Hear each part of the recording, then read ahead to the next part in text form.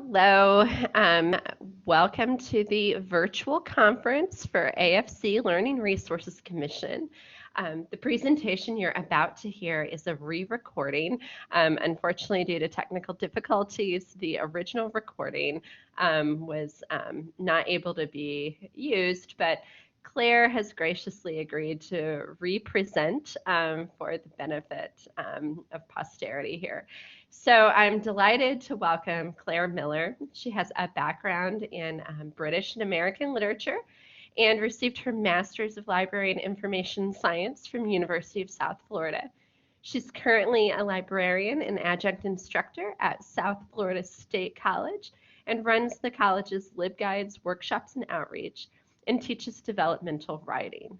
Claire, I'm delighted to have you, and thank you so much for presenting for us today. You're very welcome. Thank you, Kendra. So today I'm going to talk about a project that we're actually doing in our literature LibGuides, which I am sort of calling Beyond the Textbook, Building a Research Jumpstart. So let's take a look. When we first rolled the literature LibGuide out, it was like a lot of other LibGuides I've seen that focused primarily on resources for research. It was primarily links to databases with some print sources, and it met the needs for literature students who were already pretty confident as researchers. So that got us started, but we quickly discovered that we had some problems. First of all, I want to talk a little bit about our student population. We're in a very rural county, kind of in the middle of the state, and on average, our students are poor, part-time, and first generation in college. 48% of our students are Pell Grant recipients, which puts us very high in the overall average numbers, 78th percentile. 65% of our students are part-time. That's also a little higher than normal.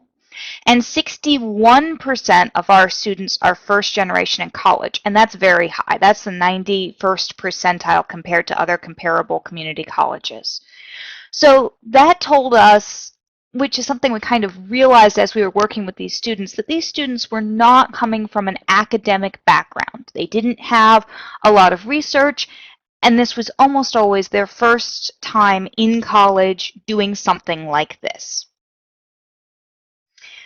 So once we discovered that the majority of our students are not confident researchers, we had to stop and take a look at what we were doing, because we figured out that we were answering the same questions again and again and again. For literature, students needed critical research articles for their analysis paper, but they didn't know where to look or what a critical research article looked like. And that last point is probably the point I want to emphasize the most. Students didn't know what they were looking for. Even if we gave them a database, they couldn't necessarily use it to find something because they didn't know what it looked like. So the faculty were reporting the same problems. Despite the fact that most of our faculty invite us in for one-shot instructions that focused on databases and the literature LibGuide, the faculty were seeing the exact same thing we were at the reference desk. Their students didn't know where to look, what a critical research article looked like, and they were getting a lot of students who were saying, "But I Googled it and I couldn't find anything," which was frustrating for everyone. So we started thinking about, what if we went beyond where to look for resources? So we started creating work-specific resource lists to provide us starting places for students with faculty help. And this is a big point here that I'm going to emphasize again and again in this presentation. We had to work with our faculty to a certain extent to make this a useful and usable resource. And I'm very grateful to those faculty that talked to me during the initial phases of this project. So we really viewed this as a jump start, not the end of the line. What I did not want to do was to spoon feed information to our students. Students needed to develop the information research skills that they would need in later classes, and especially if they decided to continue on to a baccalaureate program. So I kind of wanted to give them a little taste, not to give them everything that they needed. The great thing about the Jumpstart, though, is it showed students that resources were available. It wasn't enough to finish the research process, but it got them started. And most importantly, it modeled what the students were looking for. I also pre-screened everything I included in these jump starts for readability. Any article that started going on about heuristics of meaning or dialectics of agency kind of went out the airlock, as it were. I didn't want something that students were going to have to struggle to understand the vocabulary of. I wanted something that was accessible to a common lay reader. So getting started with this, we really have each work covered has a critical overview. If it's in short stories for students, that's often what I'll start with. Sometimes students will read a work of literature and still not quite understand what just happened. They've tried to engage with the text and they could really use someone to tell them what that was about.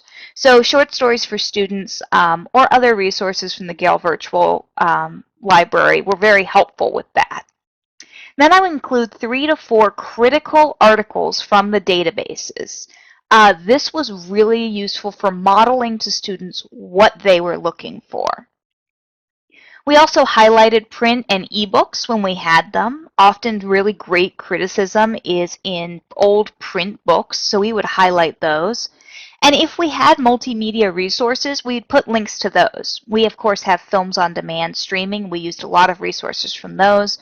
And we've also added Ambrose Video, and we're slowly integrating that as well. So as we have multimedia sources, we're putting them in. I'm not sure a ton of students are using them in their papers, but they're always really excited to see that there's a video version of something available. So because we're live here, I couldn't really show you the actual website. So these are some kind of screenshots of what it looks like. Here you can see I've got 2 short stories, Occurrence at Owl Creek Bridge by Ambrose Bierce and A Rose for Emily by William Faulkner. And you can see in both cases I have links to that specific story in Short Stories for Students. The next tab over, yes, we use tabbed boxes in LibGuides, has these links to the critical articles. And you can see that I'm a little bit picky. This one only has 2. These were the 2 best articles I could find, and it really got them started without giving them everything that there was. A Rose for Emily, I found a great deal more in terms of viewpoints, so I included a little bit wider variety, but still only 4 articles. Since most of our research papers require at least 5 sources, I'm not giving them everything they need. And finally, if it was available, I would give them a link to the multimedia. We have a streaming version of An Occurrence of Owl Creek Bridge, and we actually have a DVD version of A Rose for Emily. So I included those links as well. So the nuts and bolts of how we went about developing this project. Works were selected based on faculty syllabi and the textbook for ENC 1102, which is our main literature course. We teach a few others, but this is the major required one.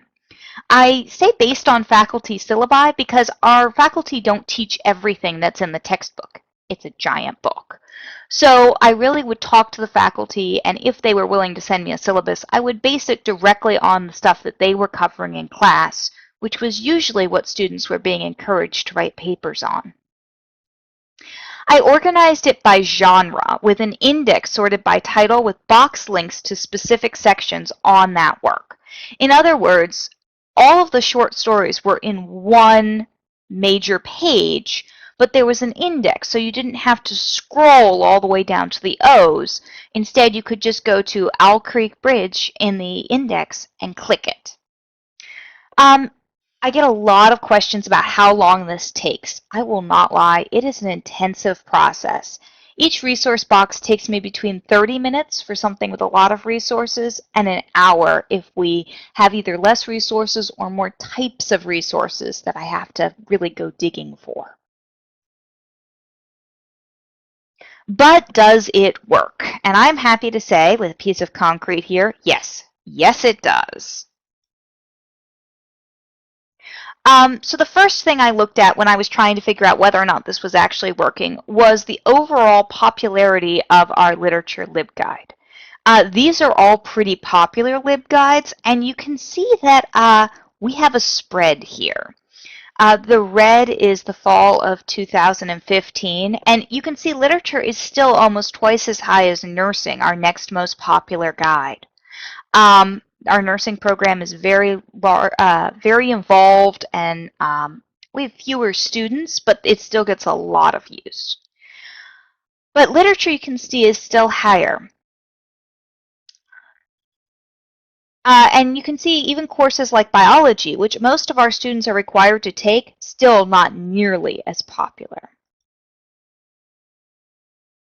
All right, so here's where we did a soft launch of the Jumpstart. And by soft launch, I mean I got maybe 12 short story boxes together and put them up. And I would tell students as they came in and mention them in courses, but we didn't send out press releases or anything. And I just slowly kept adding more and more content. So you can see in spring of 2016, we tripled our usage of the LibGuide. And it's continued to climb as we add more and more content. So I feel like our students have discovered that this is a really useful resource, and they are using it more than they ever did the old resource-based LibGuide. Our faculty also love it. The faculty tells students to start in the LibGuide. Now, these are direct quotes taken from my faculty. Students are generally more successful if they get a sense of what is authoritative and college level. Some faculty require the students to use the LibGuide. This particular faculty member requires her students in her literature classes to use 1 or 2 articles from the LibGuide. The LibGuides, she notes, provide students who are novices at the art of research with access to academic materials. The faculty actually like the fact that we're giving them something to get started and modeling what they need to be looking for. Finally, this is my favorite bit, the faculty member directly stated that the quality of students' resources that she is noticing them using in her papers have improved since the guides were developed. She has noticed a significant increase in the quality of sources, and that's what we want to see. A kind of side effect that we were looking for but didn't quite realize how useful it would be is that our reference is actually more efficient. In other words, we're not finding the same 3 resources on the same short story again and again and again. When someone says they can't find something, we can direct them directly to the LibGuide and they get started. As one of our staff noted, it makes the reference transaction much more efficient. Once I've set up a student on the guide, it's oftentimes immediately obvious to me that the person feels more secure and encouraged once they see the information is accessible in a format they understand. I think this modeling is actually the most important thing we're doing, and we weren't necessarily aware how important that was going to be when we started developing this. You can do this. The Jumpstart helps the beginning students over the panic of, I can't find any sources. Once they know something's out there, they're willing to go looking for more stuff. It is a time-consuming setup, but it works well as an ongoing project, and you can do what I've done, which is put a little box inviting people to email you if they have a request to be added. Focusing on the works that faculty require or suggest immediately offers a payout in terms of student use and streamlining the reference process. As soon as I get more than one student requesting something, I'm going in and making a new box. If a faculty member tells me that the students are suggested to write on fences or Oedipus Rex, I'm in there making boxes. Please explore and steal my stuff. The LibGuides at South Florida is part of the LibGuides community, meaning you can copy the whole guide with my blessing. You can take a look around and see how the guide is put together. It's continually evolving, and there is going to be more content when you watch this video than there was when I made it. It's licensed under Creative Commons, so please just give us a quick attribution, but other than that, have at. Now you will need to redo the links because they link into our databases rather than your databases, but at least this gives you a framework for doing this kind of project. And this is where I asked for questions and feedback. During the original presentation, we had some really great questions, and I'm going to talk kind of briefly about what that was about. Nora Rackley, who also presented at the virtual conference, had a project that was very similar actually to mine, except her thrust was really providing an alternative to a traditional textbook. You can take a look at her presentation and it's very clear that we're heading in the same directions. So while mine was really focused on modeling the research process, hers was a little bit differently focused, but we got to the same place. We also had some questions about working with faculty. My faculty were pretty gung-ho about the project. I'd already gotten some buy-in from them. But even if you just start with one faculty member that's excited, you can make major strides. I'm amazed at how many students who I haven't seen in a one-shot instruction still are saying how useful they find the Literature LibGuide to be. Finally, I just want to give credit to the delightful folks who post their photos Creative Commons licensed and let me use them today. Thank you guys so much for listening to this presentation, and thanks Kendra for coming around to re-record. Thank you, Claire.